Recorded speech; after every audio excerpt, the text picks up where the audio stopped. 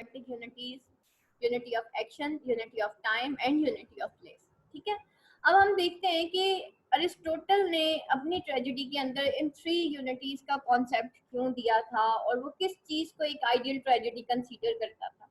वो कहता है यहाँ पे कि there are 3 dramatic unities, the unity of action, the unity of time and the unity of the place. Ever since the renaissance, 2 arguments were advanced in support of 3 unities. First, that Aristotle had supported them, and secondly, they are necessary to create dramatic illusion. जब से ये unity जो है इसको देखा गया है तो रेनेसेंस यानी कि उस दौर में, रेनेसेंस की एज में जो है 2 आर्गुमेंट्स जो हैं वो दिए गए इन सपोर्ट ऑफ 3 यूनिटीज. पहली बात ये कि अरिस्टोटल ने जनाब इसको सपोर्ट किया था और दूसरी चीज ये कि वो क्रिएट करता है dramatic illusion and to make drama credible and convincing. और इसकी वजह से इन 3 यूनिटीज की वजह से ही ड्रामा जो है क्रेडिबल और कन्विंसिंग भी होता है. However during the pseudo classical era the dramatic unities were made into rigid rule. ठीक है, और सूडो क्लासिकल इरा में ये जो ड्रामेटिक यूनिटीज हैं इनके रिजिड रूल्स जो है उसमें ये कन्वर्ट हो गई थी and their observance was considered essential for drama. The concept of 3 unities was deduced from Aristotle. ठीक है, अरिस्टोटल ने इसको जो है ड्रॉ किया था but he has stressed on the unity such that unity of action.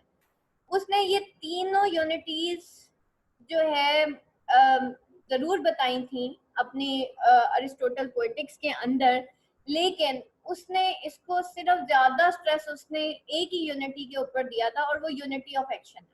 ठीक है, ना यूनिटी ऑफ टाइम और ना यूनिटी ऑफ प्लेस. उसने इस यूनिटी ऑफ एक्शन के ऊपर बहुत ज्यादा जोर दिया था जो कि प्लॉट के ऊपर बेस करता है. ये unity of action he plot के ऊपर एक्चुअली बेस करता है और वो प्लॉट जो कि उसने कहा था सुपीरियर है then character. He says that the action of tragedy must be a complete whole and it must have organic unity. वो कहता है ये जो एक्शन है ना ये complete whole होना चाहिए और उसकी एक organic unity होनी चाहिए. Aristotle compares the plot of tragedy to a living organism and says that just as in a living organism every part is harmoniously related to each other. और वो उसको कहते हैं लिविंग ऑर्गेनिज्म. देखिए हमारी जो बॉडी है वी आर लिविंग ऑर्गेनिज्म और हमारा हर पार्ट दूसरे पार्ट के साथ एसोसिएट है. ऐसे है कि जैसे एक भी पार्ट अगर बीच में से निकाल दिया जाए तो इंसान अपाहज कहलाना शुरू हो जाता है. ठीक है, एक इंसान का एक हाथ है दूसरा नहीं है, क्या होगा? तो यूनिटी इंसान की बॉडी क्या है, हर चीज ताली बजाने के लिए तो फिर दोनों हाथों की जरूरत होगी ना. इसी तरीके से एक जो प्लॉट है वो भी एक लिविंग ऑर्गेनिज्म है, यानी कि उसकी ईच एंड ईच ऑर्गन जो है उसको जरूरत है दूसरे ऑर्गन की और वो आपस में बाउंड है. And says that just as in the living organism every part is harmoniously related to each other and to the whole, so in tragedy also the various incidents and events must bear a proportionate and harmonious relationship with each other. इसी तरह tragedy में भी जो है various incidents और events होते हैं और वो आपस में प्रोपोर्शनेट भी होने चाहिए और हार्मोनियस रिलेशनशिप भी होना चाहिए एक दूसरे के साथ, जिसको हम नेसेसिटी भी कहते हैं. Just as in probability and necessity भी कहते हैं. ठीक है, प्रोबेबिलिटी और नेसेसिटी के रूल के हिसाब से जो है वो आपस में जुड़े हुए होने चाहिए. Just as in a living organism no part is superfluous and each part is essential for the life of the organism. जैसे एक लिविंग ऑर्गेनिज्म में कोई भी पार्ट सुपरफ्लुअस नहीं होता, हर पार्ट जो होता है वो एसेंशियल होता है लाइफ ऑफ ऑर्गेनिज्म और can not be remove without causing injury to it. और उसको रिमूव नहीं किया जा सकता, अदरवाइज वो क्या करता है उसको इंजर कर देता है उसकी पूरी बॉडी को. Same is the case in the plot of tragedy. Every event and every incident is necessary and essential. There should be nothing superfluous. It should not be possible to take out any character or incident without causing injury to the plot. और ऐसा हो ही नहीं सकता कि आप कोई character या incident निकाल दें और वो प्लॉट को इंजर ना करें. ठीक है, दिस डिग्रेशन एंड एपिसोड्स में बी इंट्रोड्यूस. और डिग्रेशन क्या होता है कि deviation from the main point, यानी कि जिसको हम क्लाइमेक्स भी कहते हैं. और एपिसोड्स भी इंट्रोड्यूस होते हैं, but they must be made an integral part of the plot, लेकिन वो एक essential part of the plot होते हैं and must contribute to the whole effect which the dramatic wants to create, और वो कंट्रीब्यूट करते हैं होल इफेक्ट में जो कि ड्रामेटिस्ट जो है वो क्रिएट करना चाहता है.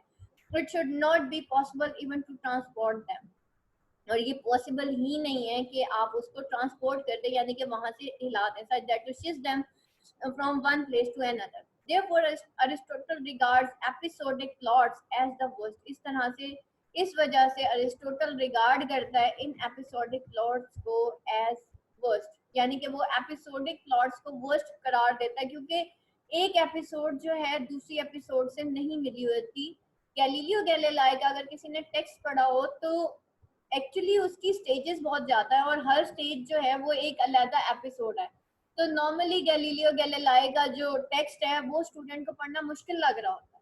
ये इसी चीज को जो है अरिस्टोटल जो है वो यही बात करता है कि जो एपिसोडिक प्लॉट्स है ना ये वर्स्ट है. But they are the plots in which the episodes are not properly interlinked with the main design, क्योंकि एपिसोड्स जो है वो मेन डिजाइन के साथ जुड़ी हुई नहीं होती, यानी कि हर स्टोरी की, हर एपिसोड की एक डिफरेंट स्टोरी होती है. सो दे and do not form an so they do not form an organic part of the whole. Failure in episodizing is the worst fault, for it is a violation of unity of action. और ये जो failure है इन एपिसोडाइजिंग ये worst fault है. क्यों? क्योंकि ये violet करती है यूनिटी ऑफ एक्शन को. ठीक है, यूनिटी ऑफ एक्शन फिर इसमें नजर आता ही कोई नहीं.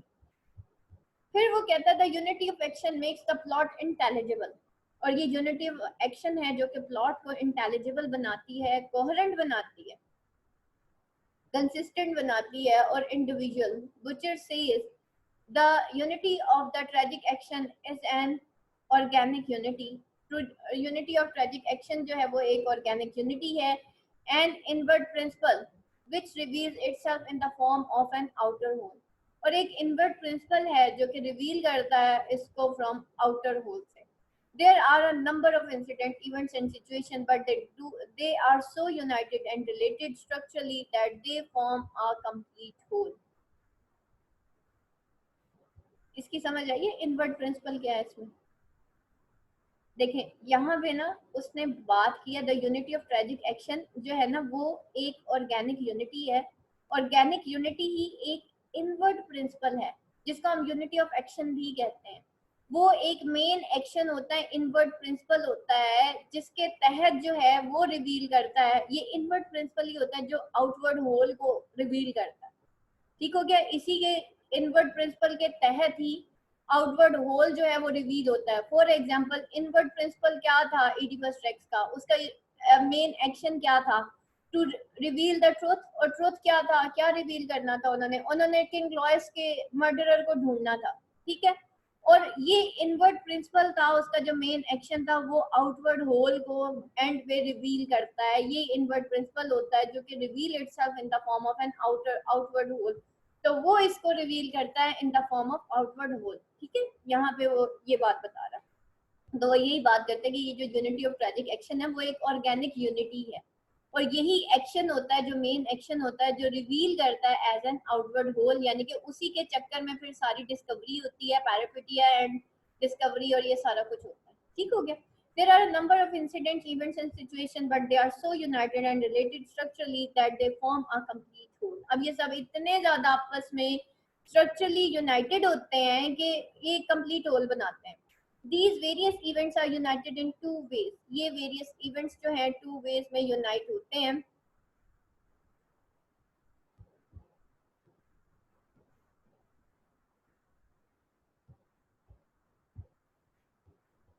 अच्छा जी, first they are connected with each other by the law of necessity and probability. ठीक है, नेसेसिटी कहते हैं need of the action, probability likelihood को कहते हैं. वो कहता है पहली बार ये इनको आपस में कनेक्टेड होना चाहिए प्रोबेबिलिटी एंड नेसेसिटी के तहत. They are probable and necessary under the given circumstances, therefore furthermore and they follow each other logically and inevitably. Thus there is a logical link up of the various events, therefore a sequence of cause and effect bind them together. Secondly, they are unified by the fact that they all move forward toward a common goal, the catastrophe. दूसरी चीज, पहली बात तो ये कि ये जितने भी होते हैं ये आपस में प्रोबेबिलिटी और नेसेसिटी के तहत बाइंड होते हैं और उनका आपस में जो है लॉजिकल लिंक होता है of various, they are linked up of various event, therefore sequence of cause and effect जो है उनको आपस में बाइंड कर सकता है। दूसरी चीज, ये कैसे यूनिफाइड बाय द फैक्ट होते हैं that they all move forward towards a common goal. सारे के सारे एक्शंस जो है एक कॉमन गोल की तरफ फॉरवर्ड हो रहे होते हैं, द कैटास्ट्रॉफ। इडिपस रेक्स में एक कॉमन, एक यूनिफाइड फैक्ट था और तमाम के तमाम उस कॉमन गोल यानी कि किंग लॉयस के मर्डरर को ढूंढ रहे थे। एक्चुअली दे आर, जितने भी लोग थे वो थीबस के जो हालात थे उसको सही करने की कोशिश कर रहे थे, लेकिन क्या होता है that leads to the catastrophe. The beginning leads logically, जो बिगिनिंग होती है वो लॉजिकली लीड करती है इनएविटेबली टू द एंड, और इनएविटेबली उसका एंड होता है। ठीक है, लॉजिकली बिगिनिंग तो होती है। अब ये लॉजिक ही तो थी कि इडिपस क्योंकि बादशाह था उसको तो मर्डरर को ढूंढना था, लेकिन इनएविटेबली उसका एंड होता है। Therefore any digression and episode, इस वजह से जो जो डिग्रेशन होती है यानी कि उसका जो क्लाइमेक्स होता है उसका फॉल होता है, और जो एपिसोड्स होती हैं come in between without any detach scene और इंसिडेंट। तो ये जितने भी क्लाइमैक्स होता है उसका डाउनफॉल होता है या फॉल हो रहा होता है, और जो एपिसोड्स होती हैं वो विदाउट एनी डिटैच, यानी कि डिटैच सीन अलहदा से कोई सीन या इंसिडेंट के तौर पे नहीं, बल्कि वो कनेक्टेड सीन्स और इंसिडेंट्स होते हैं। In this way there is unity in variety. इस तरह से अगर वहां पे वैरायटी ऑफ सीन्स होते हैं तो उसके अंदर भी यूनिटी होती है। Though there are a number of events and scenes, yet they all converge to a single point. इतने सारे scenes होते हैं लेकिन सब एक single point पे आके converge हो जाते हैं logically and inevitably. Digression and episodes may be permitted in the epic, but drama is compact whole. Therefore, all superfluity is rigorous excluded from it. The tragedy therefore has greater concentration, greater coherence and so greater effectiveness. इस वजह से tragedy जो है उसकी greater concentration है, greater coherence है और greater ही उसकी इफेक्टिवनेस है।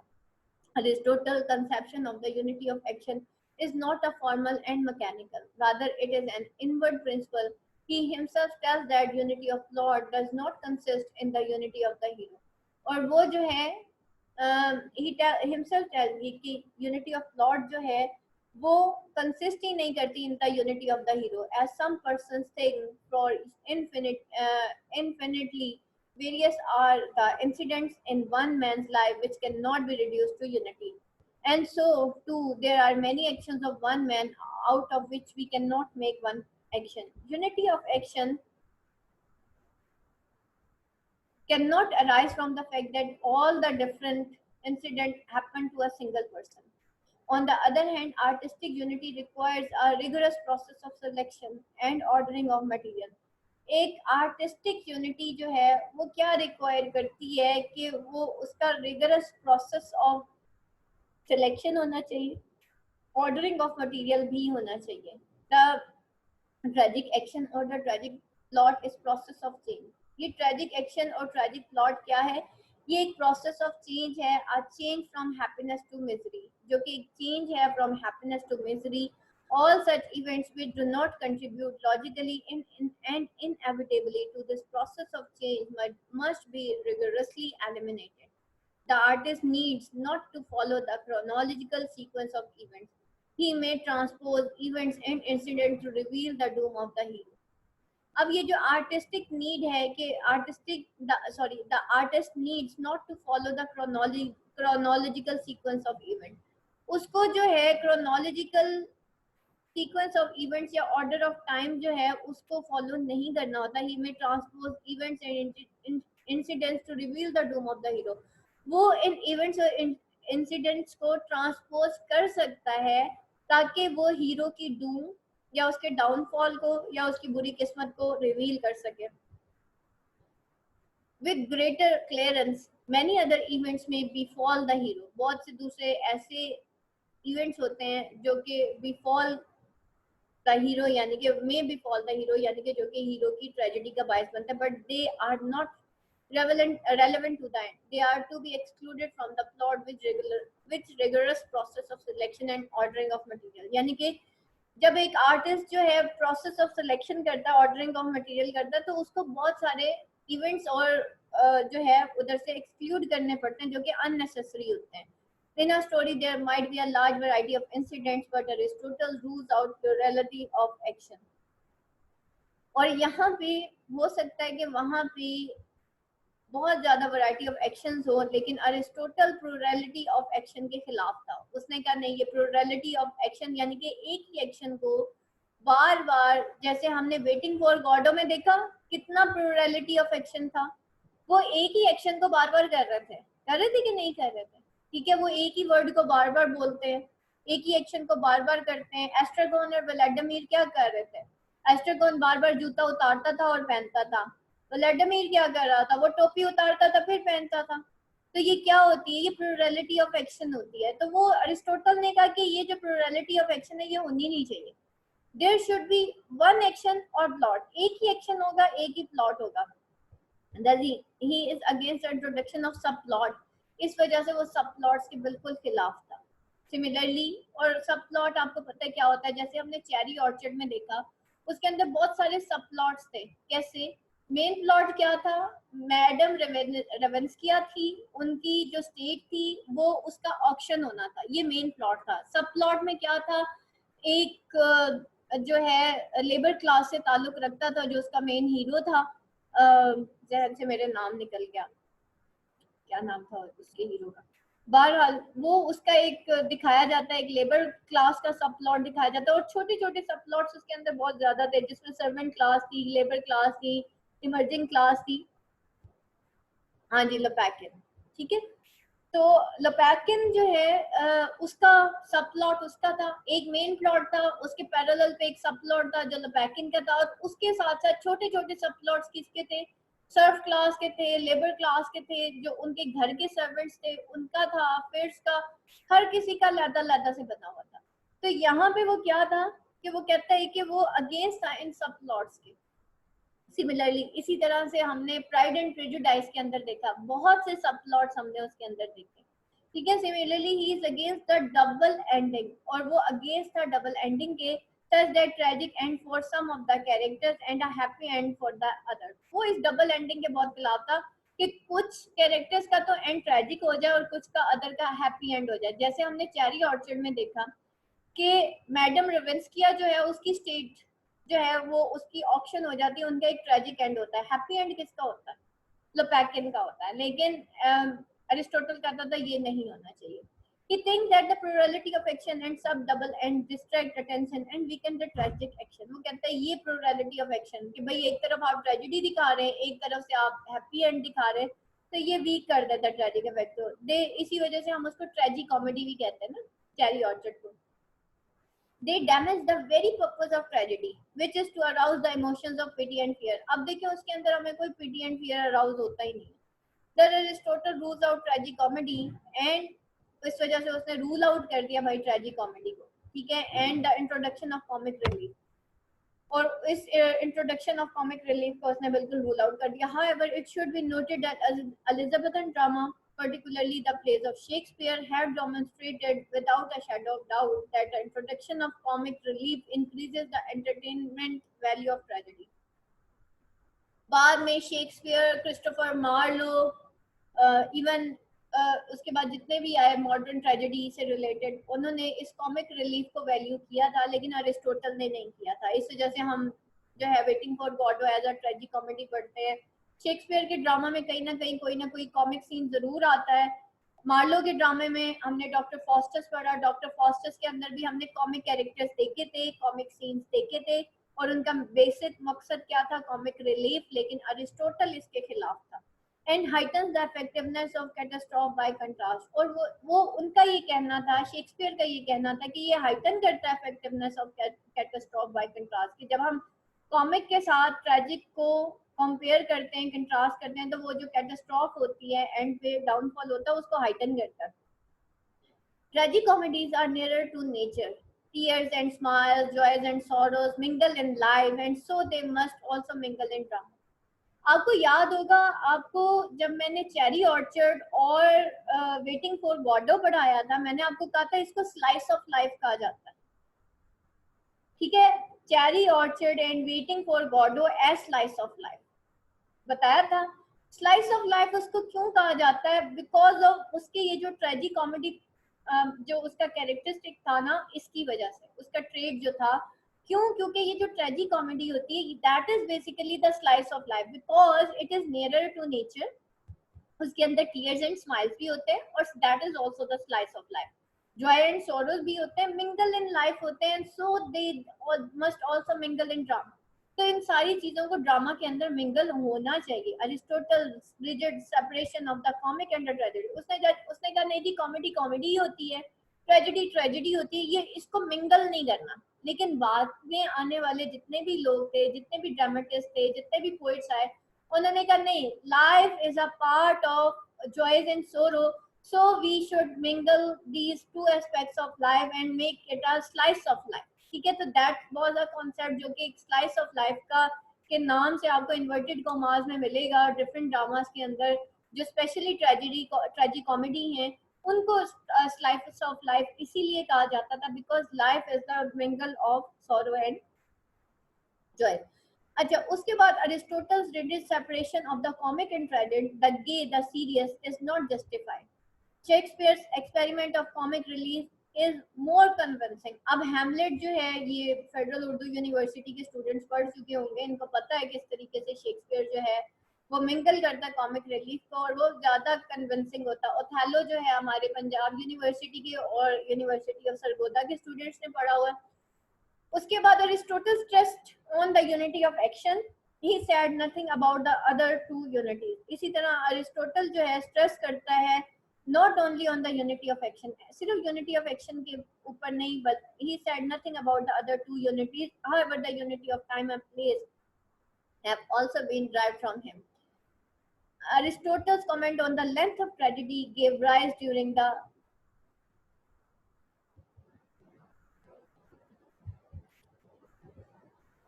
length of comedy gave rise to the classic period to doctrine of unity of time. Aristotle once said, tragedy attempts as far as possible to remain within one revolution of sun.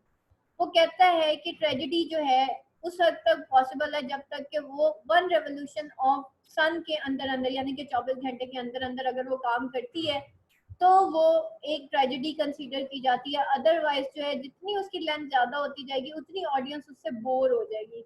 He was referring to the time covered by the dramatic action of the play. This interpretation accords with the rationalist bias of neoclassic critics. They argue that spectator would not believe in the reality of action, an action that compressed several days into a 3-hour drama. And if the spectator did not believe in the reality of action, the tragedy would not have its proper effect. But the 20th century critic rejects the notion that Aristotle formally advocated unity of time in the poetics, nor all Greek tragedies confined their action to a single revolution of the sun. और ना ही ये जो है Aristotle formally advocate करता है unity of time को in Poetics, nor all Greek tragedies जो है वो लिमिट करती है उनके एक्शन को single revolution of sun. Agamemnon and Eumenides are well known example of play that covers several days. Secondly, neoclassic verisimilitude is a demonstrable false doctrine, and it is inconsistent with Aristotle's explicit rejection of theory that poetic imitation is a copying of the fact of nature. Bywater sums up the problem. He says that Aristotle was not laying any rule for the unity of time. He simply made a suggestion by saying that the clause as far as possible, that a tragedy attempts as far as possible to remain within one revolution of the sun. Aristotle does not even mention unity of place once. उसने कभी unity of place को भी नहीं जो है वो बयान किया. While comparing epic and tragedy, he merely says that epic may narrate several actions taking place simultaneously at several places, but is it not possible in tragedy because it does not narrate but represent through action. This remark led Renaissance and neoclassic critic to host the unity of place on Aristotle and to make it into a rigid rule for dramatic composition. It was said that in drama there should be no change of place, and even if the scene changes, it must not be too great a distance. It should be confined to the limits of a single city. No doubt the unity of place was generally observed by Greek tragedians for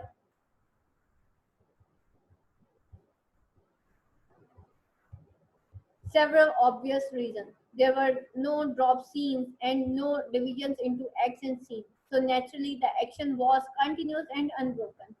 Moreover, as Lessing suggests, the limitation of time and place were necessary that the chorus might not seem to be kept too long away from their home. Lessing ने ये suggest किया था कि ये जो limitation of time और place है ये नेसेसरी थी that the chorus might not seem to keep too long away from their homes के कोरस को जो है उनके होम से बहुत दूर नहीं दिखाना चाहिए था the same group of person could not be transported to different places ये जो सेम पर्सन है इनको इतनी ज्यादा प्लेसेस पे नहीं ट्रांसपोर्ट करना चाहिए था what ever was the practice of Greek drama and Aristotle not prescribed the unity of place. Shakespeare's play demonstrate the unity of atmosphere is not violated.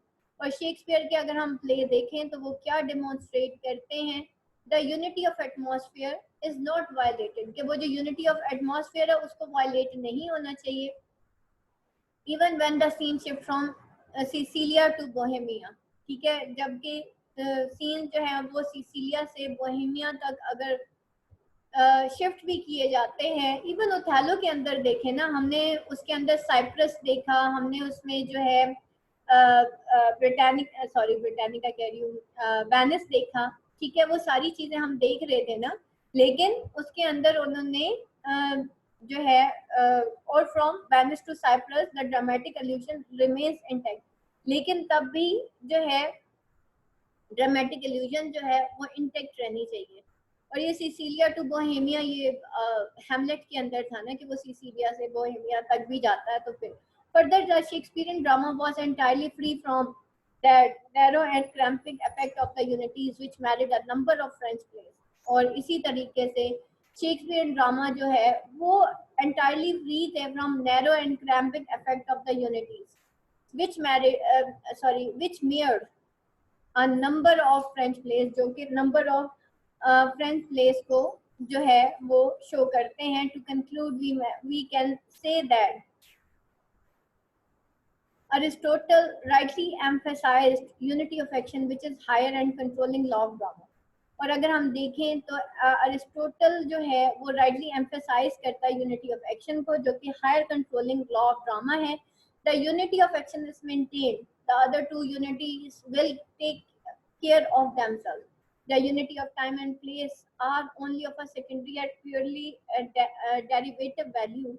Later, Dr. Johnson gave a death blow to the unities. बाद में Dr. Johnson ने जो है एक death blow दिया था unities को.